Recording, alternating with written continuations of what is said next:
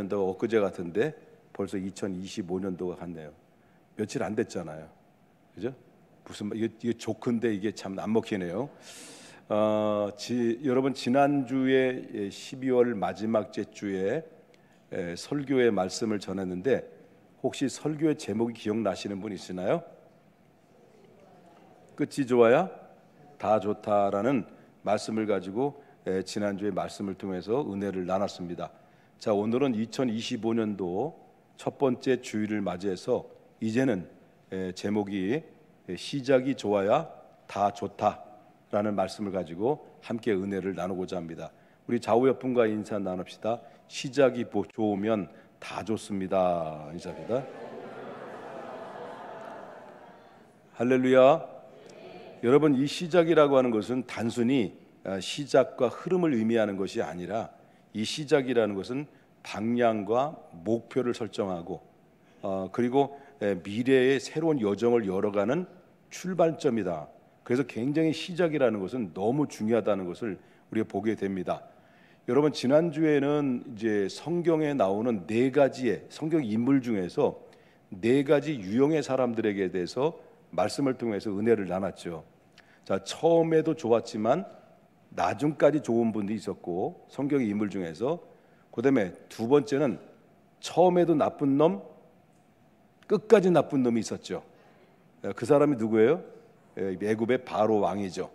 그다음에 처음에는 좋은 분이었는데 점점 가면 갈수록 인생의 저녁 노을이 됐을 때는 내가 여태까지 왜 살았나, 뭐하고 살았나, 인생이 참 허무하다, 헛되고 겁나게 헛되고 허벌나게 헛되고 무지하게 헛된 인생이구나라고 뒤늦게 후회하고 한탄하며 인생 노을을 맞이했던 사람이 누굴까요? 솔로몬이죠. 그런데 이제 처음에는 아주 나쁜 사람이었습니다. 아주 형편없는 사람이었습니다. 그런데 가면 갈수록 마지막에 말로는 나의 선한 싸움을 다 싸우고 나의 달려갈 길을 마친 후에 믿음을 지켰으니 이제는 나를 위해서 의의 면류관이 기다리다라고 하는 정말로 최선을 다해서 달려나왔던 한 인물이 있었는데, 처음에는 나쁜 사람이었는데 나중에는 하나님의 사람으로 꼭 붙잡힌 바 돼서 정말 성경의 신약 성경에 13권이나 기록을 하고, 그리고 그 소아시아 일대 복음을 통해서 편만하게 했던 위대한 사도가 있다면 그 사람은 바로 사도 바울이라고 그러죠. 그 네 가지 유형에 대해서 말씀을 드렸습니다.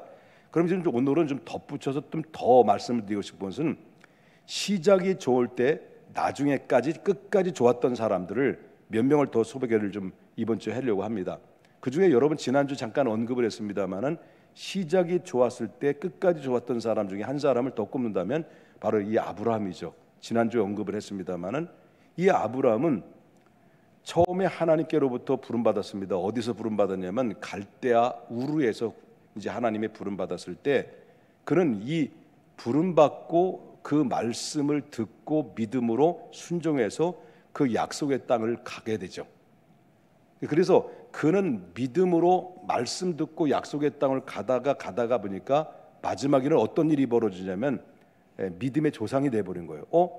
열심히 살았는데, 열심히 하나님의 말씀을 가지고 시작을 했고 출발했는데 나중에 보니까 어느덧 자기가 믿음의 조상이 돼서 모든 후대들의 이름이 이렇게 드높이게 되는 하나님의 사람이 됐다라고 하는 것입니다. 그러면 왜 이 아브라함의 시작이 좋아서 마지막까지 이게 좋은 사람이 되어서 믿음의 거장이 됐었던 그 이면에는 거기에 분명히 이유가 있었다라고 하는 것입니다.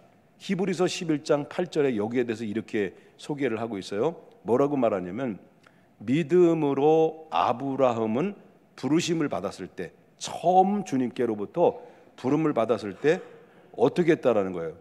첫째는 순종하여 장래 기업을 받을 땅에 나갈새 갈 바를 알지 못하고 나갔다라는 거죠. 내가 이리 가는 것인지 일로 가는 것인지 동쪽으로 가는 것인지 북쪽으로 가는 것이 모르는 거예요.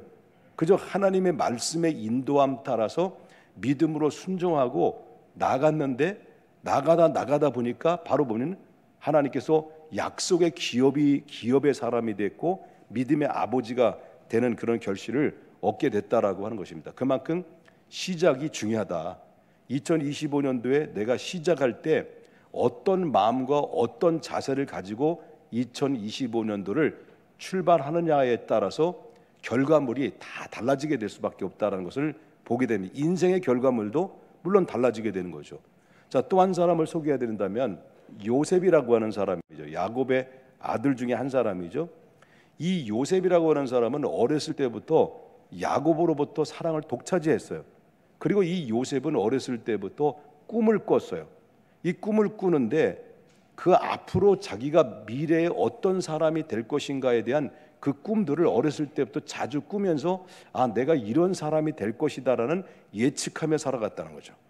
그런데 어느 날 형들의 미움을 받아가지고 졸지에 이 귀공자 같은 이 요셉이 팔려요.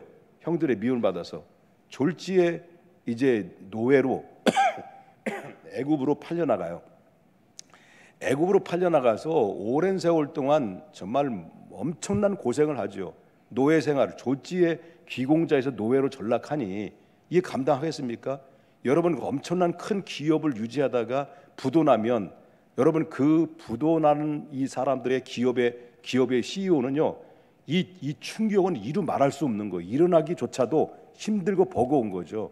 이 귀공자 같은 사람이 애굽으로 딱 나락에 떨어졌으니 얼마나 절망스러워. 그런데 이 요셉은 이럴 수밖에 없는 상황인데도 불구하고 요셉은 절대 절망한 일이 없어요. 그런 가운데 노예 생활에도 최선을 다해서 성실하게 다해서 하나님을 믿고 의지하고 그리고 믿음으로 달려나가요. 그렇게 하다 보니까 결국 어떻습니까? 얼마 안 된 이후에 만 30세가 된 해에 감옥에 들어있어 억울하게 감옥에 갇혀 있었던 요셉을 하나님이 들어 올려 버리시죠. 그래가지고 여러분, 이 애굽의 바로의 바로의 그 바로 밑에 그 2인자로 만드셔요. 그래서 총리가 돼 버리죠. 그 노예 출신이 졸지에 뭐가 된 거예요? 애굽의 거대한 왕국의 바로 밑에 이 총리가 되는 그런 엄청난 위치에 올라가게 됐죠. 이것은 바로 뭐냐면 어렸을 때의 시작이 하나님과 함께했고 하나님의 꿈을 꾸고 하나님의 비전을 품고 있으니 하나님께서 그를 붙들고 있었고 하나님이 그를 향한 계획들이 결국 종국에는 애굽에 그가 없이는 이 요셉이 없이는 애굽이 운영이 안 될 만큼 나라가 진행될 수가 없을 만큼 막강한 영향력을 끼치는 사람이 누가 됐냐면 요셉이 됐다라고 하는 것입니다. 그만큼 어렸을 때 신앙, 그 다음에 하나님께로부터 부름받았던 그 신앙의 우리의 자세라고 하는 것이 결단이라는 것이 그 순종이라는 것이 얼마나 중요한가 이런 결과물을 보면서 충분히 우리는 알 수가 있다라고 하는 것이고요. 또 한 사람을 소개해 드린다면 다니엘이라는 사람이죠. 여러분, 북방 이스라엘과 남유다가 왜 갈라졌습니까? 바로 아버지 다윗을 갖지 않고 그 아버지를 대를 이어서 이스라엘 왕이 됐던 솔로몬이 여자들의 눈에 팔려가지고요 1000명이라는 여자들과 이 첩을 거느리고 살다가 바로 이제 하나님을 잃어버리고 우상에 빠져서 결국 우상의 심취됨으로 말미암아 결국 하나님을 잃어버리고 전 지역의 우상 단지로 다 만들어버려서 산당을 만들고 백성들을 죄를 짓게 만들었던 사람이 솔로몬이죠. 이 솔로몬인데 여러분, 그 솔로몬의 잘못된 행위로 말미암아 결국 어떻습니까? 그 아들 르호보암이 왕이 됐는데 그 왕조가 무너져 버렸어요. 그래서 남유다와 북방 이스라엘로 두 조각이 돼 버렸어요.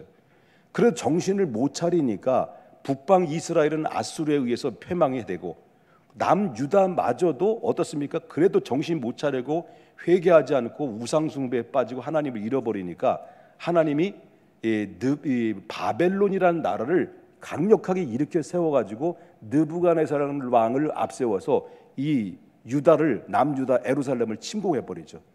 그래서 결국 남유다에는 이 바벨론 은혜에서 완전히 패망을 하고 말아요.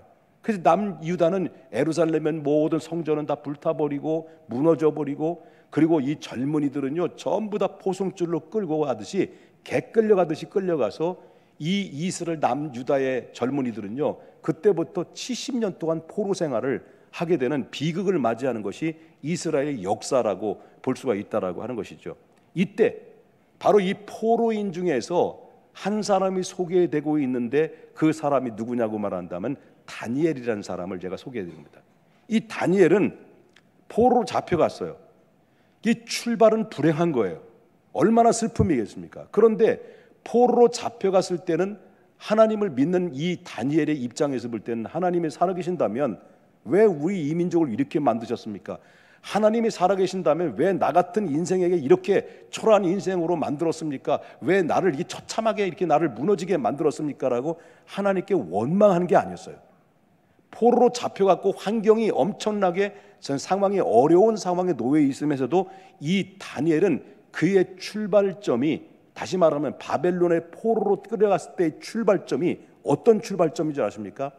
그럼에도 불구하고 바로 뭐냐면 하나님의 율법, 하나님의 말씀을 꽉 붙잡았다는 거예요. 꽉 붙잡았을 때 결국 어떻습니까? 그는 점점 하나님의 말씀을 붙잡았다는 것은 그 다니엘은 누구를 붙들었다는 거예요. 어려운 상황에서도 하나님을 붙들었다는 거예요. 믿으시면 아멘 합시다. 하나님을 놓지 않았다는 거, 원망하지 않았다, 환경 탓하지 않았다는 거죠. 그는 오직 하나님을 붙잡고 말씀을 붙잡고 있었을 때 결국은 요셉처럼 노예 출신이었던 다니엘을 바로 뭐냐면 이 느부갓네살 왕의 그 막강한 이 왕국의 그 대왕의 바로 밑에, 이때 바로가 아니고요, 바로 밑에 총리로 이 노예 출신인 다니엘을 하나님이 우뚝 세워 놓았다라고 하는 겁니다. 이 다니엘이 아니면 이 바벨론 나라가 운영이 안 될 만큼 탁월한 지도와 탁월한 지혜와 성령에 충만하게 만들어줌으로 말미암아 여러분 나라가 바뀌었어요. 총리가 됐어요. 근데 이 바벨로니아라는 나라가 메데 파사의 연합으로 결국 침공에 들어서 바벨론 쫄딱 망해버렸어요. 그 다음에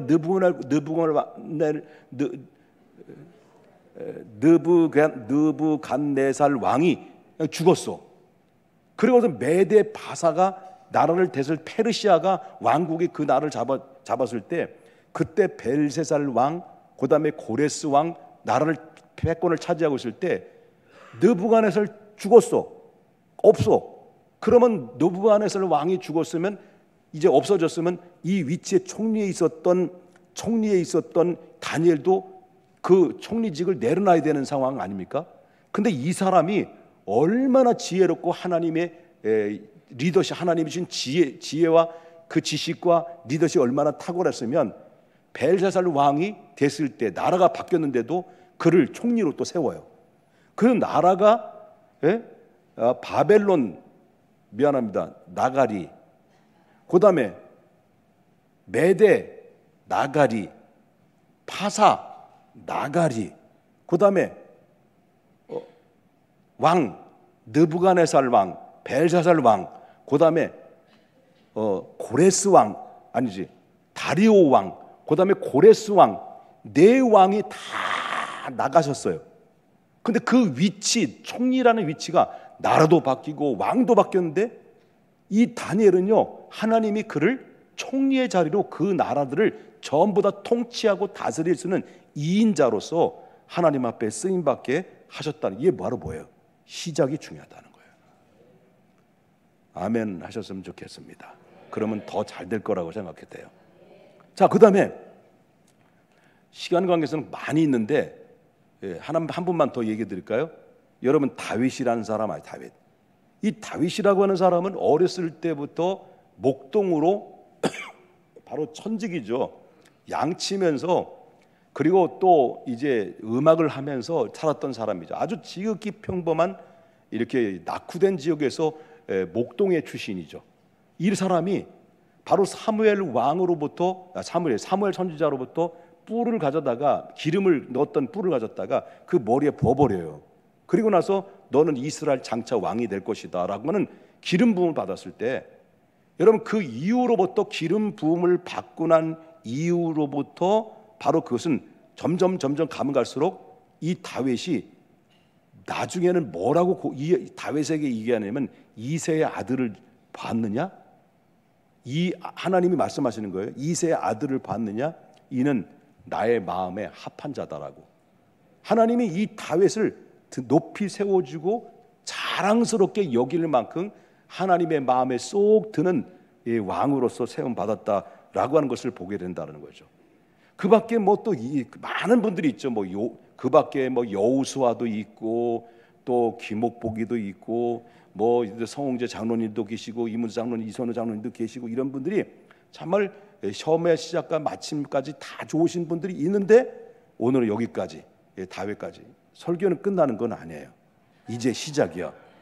자, 그러면 제가 네 사람 시작과 마칠 때까지 다 좋았던 이 성경의 인물 중에서 네 사람을 제가 꼽았단 말이에요. 그러면 이 네 사람들이 특징이 다 있어요.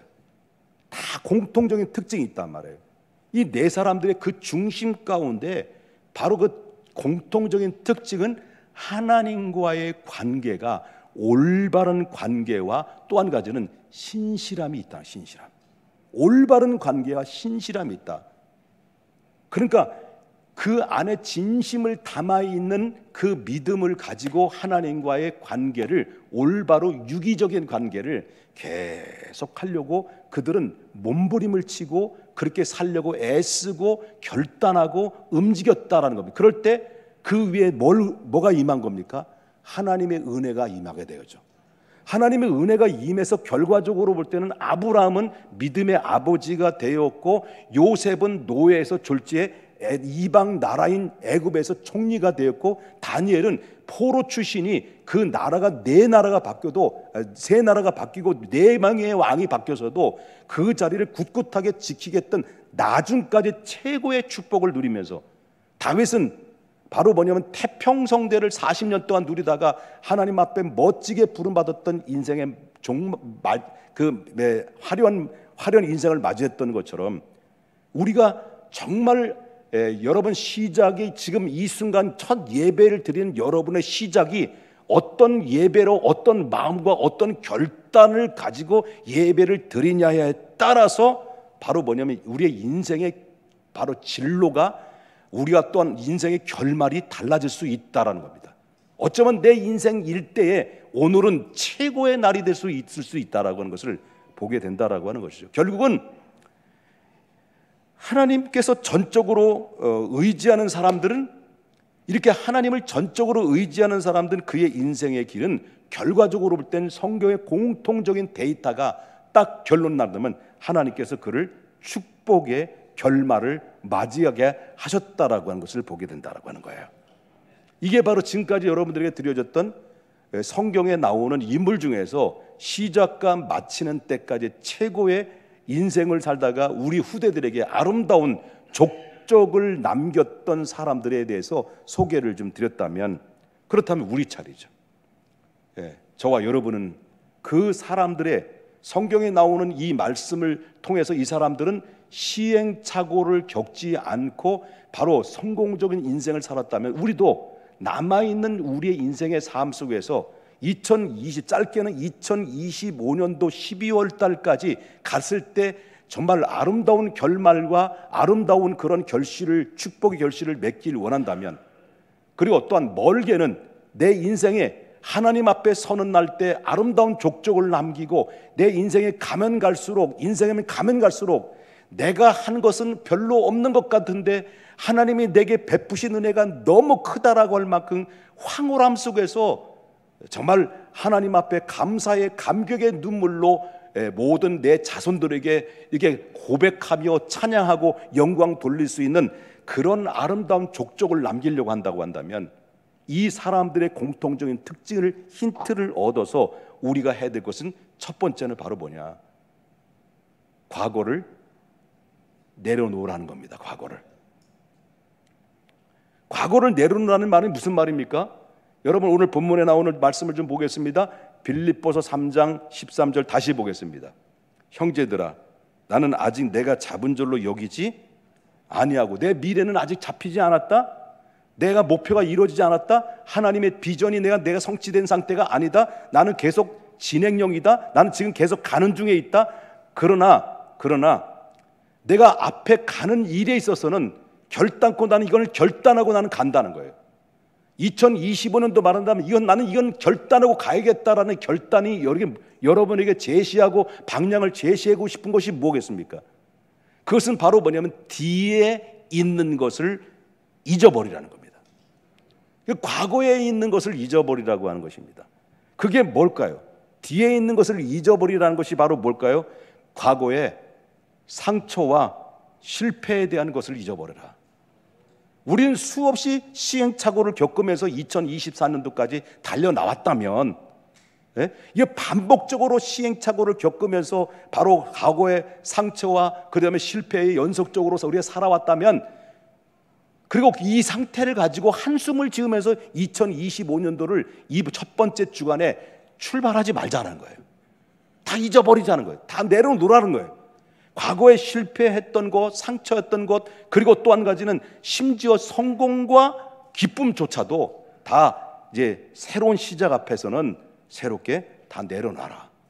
그걸 오늘 주시는 말씀과 여러분에게 성령의 감동대에서 주의 종에 던져주시는 하나님의 도전의 말씀이라고 볼 수 있습니다. 우리는 어떻게 했습니까? 뒤에 있는 것을 다 내려놓는다고 한다면 우리는 어떻게 될 것입니까? 다 내려놓게 되면 어떤 결과를 얻게 됐습니까? 우리가 앞에 가는 길에 있어서는 바로 장애물이 있을 수 없다라고 하는 것입니다. 그래서 바로 나는 앞에 있는 것을 향해 달려가기 위해서는 뒤에 있는 것을 다 내버려 뒀다라고 하면서 바로 이제 오직 앞에 있는 것을 잡으려고 나는 정말 앞을 향해서 달려나가는데, 요걸 발목을 잡게 만드는 게 바로 뭐냐면 과거의 상처예요. 아픔들이에요. 실패의 경험이에요. 결국 우리는 이것을 해결하지 않고 2025년도를 여러분 우리가 출발한다고 할 때 어떻습니까? 이거는 다를 바가 없는 거죠. 작년의 삶과 올해의 삶은 전혀 다를 바가 없고 똑같은 반복적인 실패와 상처로 계속 얼룩진 상태 속에 살아갈 수밖에 없다라고 하는 것이죠. 아무리 사람이 좋은 계획을 가졌다 할지라도 과거에 묶여 있으면 좋은 결과를 얻을 수가 없다라고 하는 것입니다.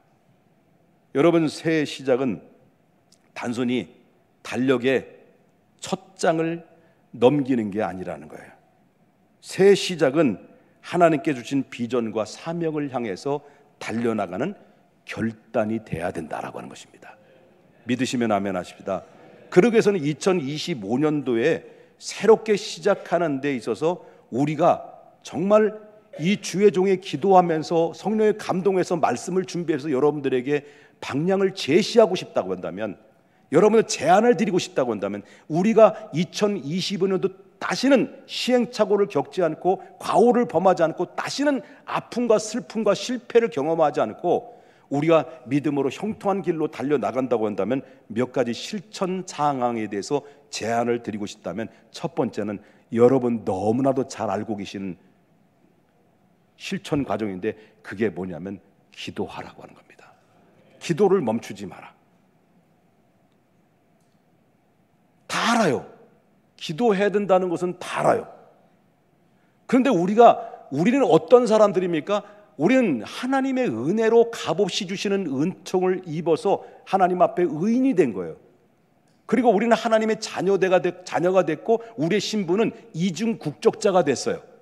우리는 대한민국, 육신적으로는 대한민국의 국민으로 살아가지만은 하나님이 예수님을 믿음으로 말미암아 이 땅의 삶을 다 마감해도 우리가 돌아가야 될 본향이 준비되어 있는 하나님 나라 들어갈 수 있는 하나님의 시민권자로서 살아간다는 사실을 여러분 믿으셔야 된다는 거예요. 그러면 하나님의 백성입니다. 우리는 하나님 나라의 백성입니다. 바로 이 땅의 삶을 마감해도 언제든지 오늘 밤 이 세상에 내가 떠난다 할지라도 나의 영혼이 아버지께서 양팔 벌려 나를 위해서 준비해 놓으신 하나님 앞에 들어갈 수 있는 특권을 받은 사람들이 저와 여러분이라는 사실을 믿으셔야 된다라고 하는 거예요. 그러면 이 땅에서 하나님의 백성으로 살아간다고 한다면, 여러분 하나님 나라에 우리는 기업도 받았지만 이 땅에 여러분들에게도 이 땅에 살아갈 수 있는 기업, 땅의 기업도 하나님의 축복으로 주셨다는 것을 믿으셔야 된다는 거예요.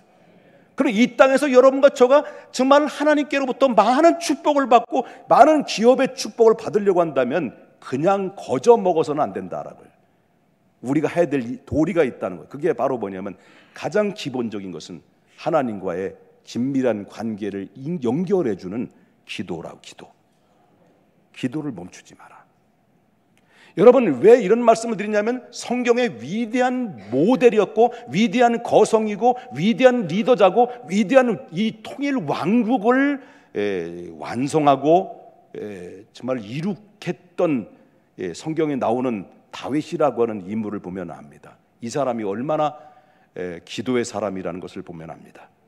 이 사람은 어떤 것을 작은 일을 시작하든 큰 일을 시작하든 어떤 위험한 일을 시작하든 모든 하나부터 10까지 그는 엎드려 하나님께 기도하며 하나님께 뜻을 물어보면서 그는 나라를 다스렸고 그의 인생의 길을 걸어갔다는 겁니다.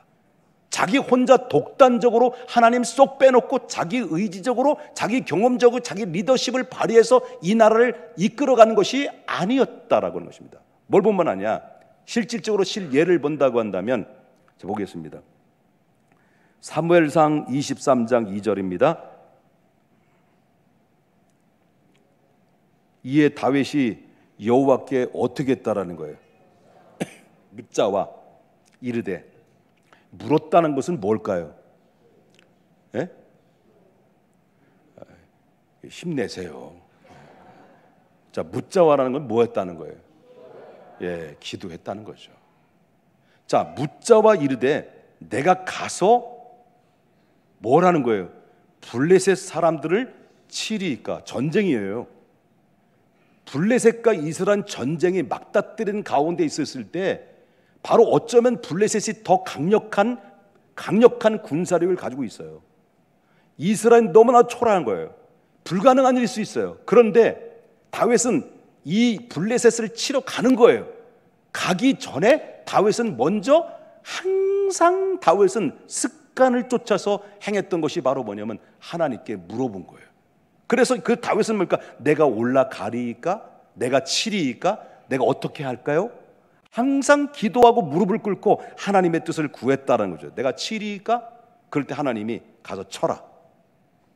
이렇게 했는데도 다윗은 얼마나 철저한지 여러분 그렇게 기도해놓고도 하나님 응답을 받았는데 여기 보면 23장 4절에 보면 또 말해. 또 다윗이 여호와께 어떻게 했다는 거예요?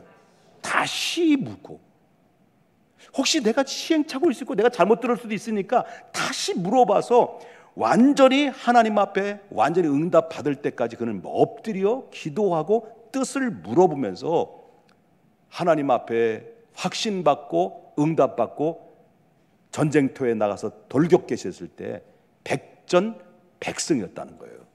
그래서 그렇게 믿음으로 나라를 통치했으니까 다윗이 나라를 40년 동안 나라를 이끌어가면서 이 나라를 이끌어가면서 태평성대를 이루고 군사력이든지 뭐든지 다 강대국으로 만들었던 것이 다윗의 리더십은 어디서 나온 거예요? 무릎에서 나온 거예요. 무릎. 우리나라의 대통령이 이런 사람이 나왔으면 좋겠어요. 껍데기는 장로면 뭐예요? 예? 껍데기는 장로인데 오히려 장로라는 사람이 대통령 세웠더니 군대의 목사님들을 더 세우기보다는 군대 목사님들을 더 줄여버리고 군 스님들을 더 많이 세워요. 그래서 내가 그 장로님 대통령을 뭐 고인됐지만 그때 당시 욕을 하면 혼날까 같아서 속으로 욕을 했어요. 나쁜 놈이라고. 한 국가에 강력한 리더십을 가지고 있어도 이 인간의 힘으로는 어찌할 수 없고 인간의 수단으로 어찌할 수 없고 인간의 능력으로 어찌할 수 없는 이 불가항력적인 문제 앞에 철저하게 문제를 주님 앞에 내어놓고 하나님 앞에 간구의 기도를 올려서 하나님의 지혜를 얻어서 그 지혜대로 나라를 다스릴 때는 반드시 거기엔 성공이 있었고 축복이 있었다는 거. 왜 그렇습니까? 하나님은 우리 인간을 만드신 창조주이신 전능하신 하나님이시기 때문에 그렇습니다. 예수님도 보세요. 예수님도 제자들을 선택했어요. 공생애를 시작할 때 제자들 12명을 선택했을 때 그냥 넌 난 따로, 너 잘생겼네, 너는 참 잘 믿게 생겼네, 너 따로, 너는 못생겨서 가. 이쪽 아니 이쪽 아니. 그렇게 하나님 예수님이 12명의 제자를 선택한 게 아니에요. 자, 분명히 예수님은 어떤 분이에요? 하나님의 사람의 몸을 입고 이 땅에 오셨기 때문에 예수님만은 두 가지의 속성을 가졌어요. 하나는 신성을 가졌어요. 하나님 자체. 그 다음에 또 한 번은 사람으로 오셨기 때문에 인성을 가지셨어요. 그래서 신성과 인성을 소유하신 예수님은 제자들을 선발할 때도 그냥 선발하지 않았어요. 보십시다. 누가복음 6장 12절과 13절 보겠습니다. 이때에 예수께서 이제 어디로 갔다는 거예요? 기도하시러 어디 갔다는 거예요? 산으로 가서 어떻게 했다는 거예요? 밤이 맞도록 기침을 했다. 이건 아니에요? 어떻게 했다고? 기도했다는 거예요. 그리고 밝아서 그 다음 날 밝은 대낮에 누굴 부른 거예요? 제자들을 12명을 선택한 거예요. 신성과 인성을 다 가지신 분일지라도 정말 하늘에 계신 아버지께 간구하고 기도하시고 의논하고 결정하시는 예수님의 모습을 보는데 우리가 뭐가 그렇게 잘났기에 하나님께 기도하지 않느냐는 거예요. 그래서 우리는 기도하는 것은 우리에게 엄청난 특권인데, 우리의 기도라는 것은 우리에게 엄청난 선물인데, 기도하면 할수록 하나님 우리에게는 더 많은 것을 우리에게 제공해 주시고 더 많은 것을 방향을 이끌어 주시고 더 많은 것을 채워 주시는 것이 하나님이 준비되어 있고 다 세팅이 되어 있는데, 우린 교만해서 하나님이 없이도 내 능력으로 얼마든지 할 수 있다는 교만한 마음이 결국 우리를 기도의 자리로 못 오게 한다는 거죠.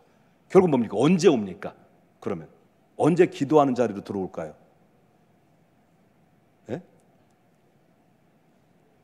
연애하는 사람들은 시련을 당했을 때, 까일 때, 애들 말로 까일 때, 그럴 때 슬퍼가지고 외로워가지고 고독스러워가지고 하나님 나 너무 슬퍼요. 그래서 그때 나와서 기도하고, 사업에 실패하고 관광에 위협받으면 그때 나와서 하나님 앞에 주여 살려주시옵소서라고 하나님 앞에 빼십니다 하고 그냥 이름을 막 힘주어서 그렇게 기도하죠.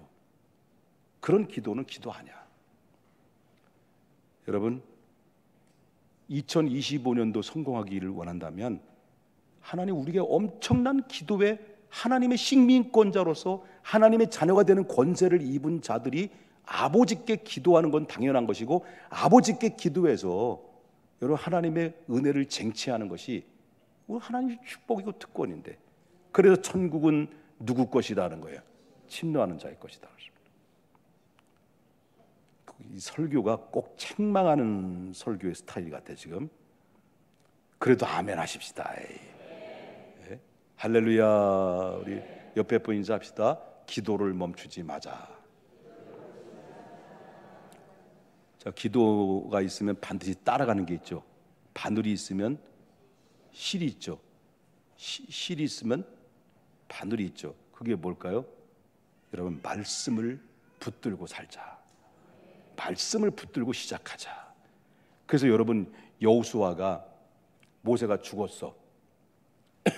가나안 땅에 앞에 두고 모세가 죽었어. 그러면 이스라엘을 200만 명의 사람들을 이끌고 가나안 땅에 들어가야 돼. 근데 기라성 같은 사람들을 다 제키고, 거기에는 아론, 아비다, 아비후, 등등 여러 70명의 제사장들이 다 있는데, 다 사람들을 제껴놓고 하나님이 누굴 지도자 삼았냐면 여호수아를 지도를 잡았어요. 그러니까 쫄은 거야. 얼마나 쫄아 있습니까? 정말 기라성 같은 사람이 이 70명이 이 장로들이 눈을 부라리고 자기를 쳐다보고 얼마나 여러 기가 죽었겠습니까? 이들 200 아유, 야, 이 사람들을 어떻게 이끌고 가요? 한참 쫄아 있는 이런 가운데 있었을 때에 하나님이 여호수아에게, 여호수아야, 너는 강하고 담대하라. 강하고 담대하라.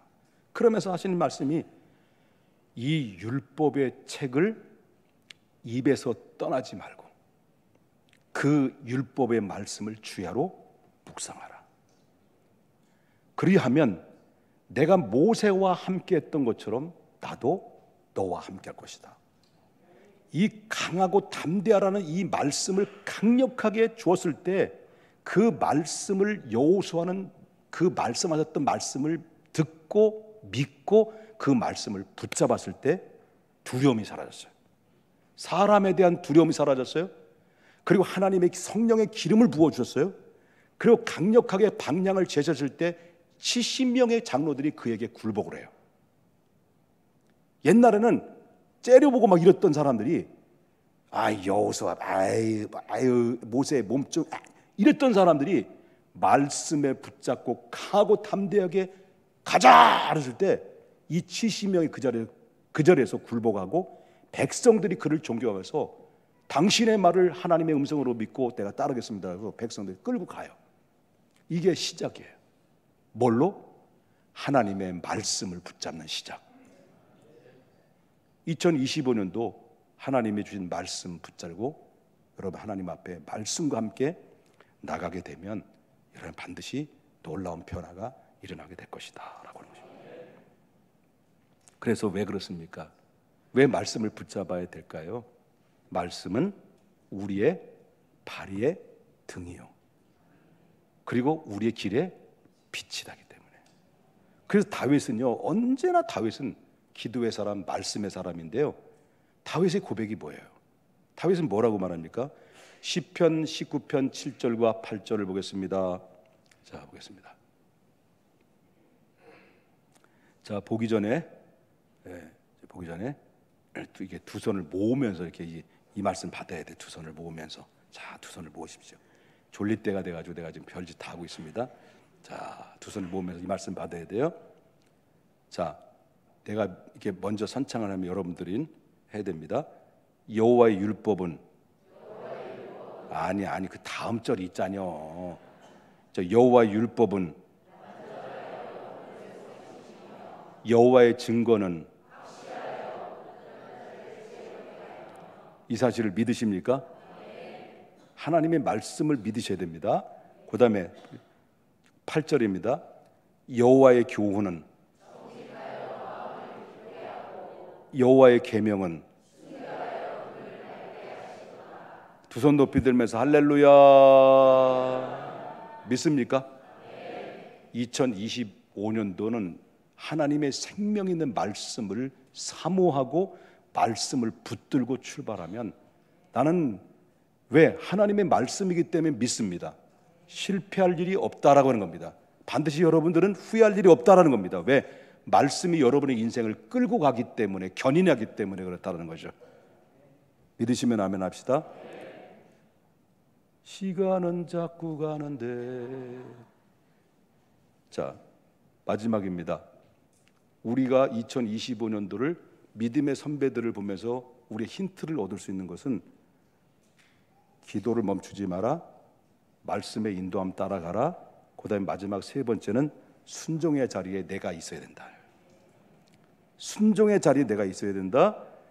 여러분 뭡니까? 둘째 아들 보시다. 둘째 아들. 지난주에 둘째 아들, 첫째 아들 들었죠? 결국에는 누가 순종했어요? 네, 둘째 아들이 순종을 했어요. 여러분, 순종은 단순히 시작과 자세가 아니야. 시작과 자세가 아니라 마음을 돌이켜서 이 턴을 해서 주님 앞, 바로 아버지께 갔던 것처럼 우리가 시작과 자세가 아니라 하나님과 동행하는 실제 전제 조건이 되어야 된다는 것을 우리가 볼 수 있다라고 하는 것입니다. 그러므로 오늘 직분을 받은 우리 기본 장로님들은 기본이겠지만은 권사님들, 안수 집사님들, 서리 집사님들, 교사 선생님들, 구역자님들 다 직분을 받아. 찬양대, 특별히 찬양대는 내가 너무 좋아하는 거 아시죠? 그래 여기도 좋아해. 다 찬양대도 점심 식사 드시고 커피는 여러분 돈 가지고 드시고 그리고 점심 드시고 오후에 꼭 참석을 하셔야 됩니다. 그래서 이번에 하나님의 말씀을 통해서 청지기 헌신 예배를 통해서 여러분이 내가 무엇을 어떻게 섬겨야 되고 어떻게 살아야 될지를 정확하게 알고 가자. 시작은 단순히 첫 발을 의미하는 것이 아닙니다. 시작은 우리의 삶의 방향과 목적을 하나님께 맞추는 것이다라는 것을 믿으셔야 될 줄 믿습니다. 말씀을 맺으려고 합니다. 여러분 새해를 시작하면서 우린 다음 같은 질문을 나에게 한번 던져봐야 될 것입니다. 나의 시작은 지금 이 순간에 나의 시작은 하나님께 맞추어져 있느냐라고 하는 겁니다. 나의 시작은 2025년도의 첫 번째 주일을 맞아서 지금 하나님께 내 마음의 중심이, 내 영혼의 중심이, 나의 삶의 목적과 방향이 하나님께 실려져 있느냐라는 질문을 드리고 싶은 거고요. 두 번째, 나의 계획과 결단이 그것이 과연 하나님의 영광이냐, 이 땅에서 호리호식하기 위한 목적이냐, 하나님 영광을 위해서 살아가는 것이냐라고 할 때 우리는 분명히 목적을 정해야 된다는 것입니다. 첫 번째 주를 맞이해서 우리가 시작은 바로 하나님께 드립니다. 여러분 세 가지 잊지 마십시다.